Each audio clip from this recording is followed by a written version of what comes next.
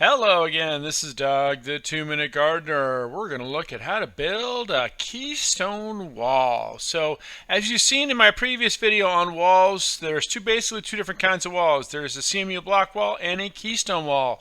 This video is going to focus on keystone walls. Keystones are walls that are built out of building blocks that put together, stack on top. Sometimes they're epoxied, sometimes they're just pins, sometimes they're gravity stacked, and they can be used to make a wide range of things, from retaining walls to vegetable gardens, even seating walls. So they serve a wide range of purpose. There's a lot of different styles.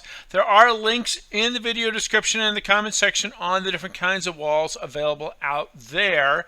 So we're going to look at basically how these things are built from scratch. So getting started on how to build a keystone wall, and here's a couple more shots of examples of keystone walls before we get to the actual building of the wall. Lots of different fun uses, but let's get started on how to build it. So this is the project we're going to look at. So starting with the before, the homeowner had started to try to build a keystone wall, but he picked the wrong wall for the elevations. And, just to be honest, didn't quite have the skill set and know how to do it. This was before he had seen my video.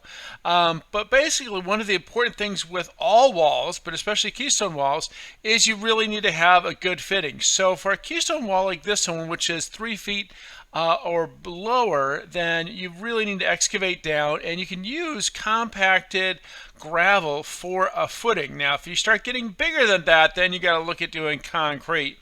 But it's really, really important that you have a very solid footing that is perfectly level before you lay it. And when you lay that first course or the base course, it is extremely important that that is perfectly level. It's very time consuming, but you have to really check each individual block to make sure that it is very level.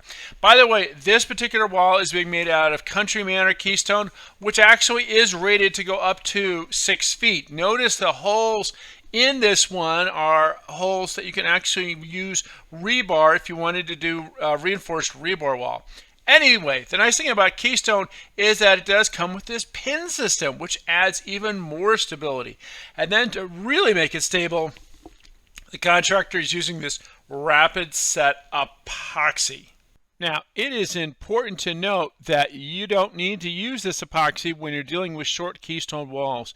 And by the way, not all keystone walls have this pin system. Some of them, like I mentioned before, are a simple gravity stack type walls.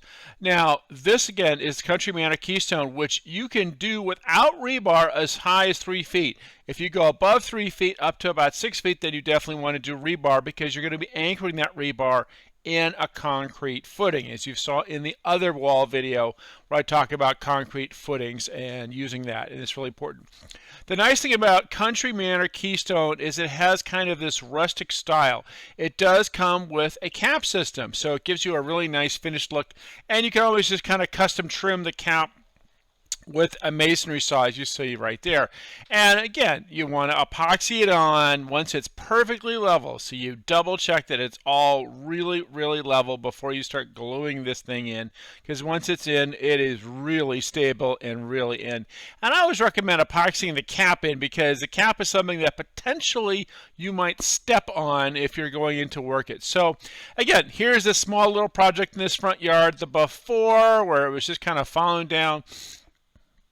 And now we have a much cleaner, better looking front yard to this. We actually also added some lights for the stairs to make that a little bit safer. But this is a really beautiful front yard rose garden. We happen to get this particular shot when the roses are dormant, but boy, I tell you, come springtime, these roses are going to look absolutely fabulous. So there you go. That's how to build a really simple keystone wall for a front yard or backyard project. Hey, a big shout out to Unique Landscaping for all their help in making this video. They did a beautiful job on this project, and there's more information about them in the comment section as well. Well, that's all the time we have for today. This is Doug, the 2-Minute Gardener, saying if you enjoyed this video, make sure to hit that like button and subscribe to get more of my garden videos. Until next time, this is Doug, the 2-Minute Gardener, saying thanks for watching.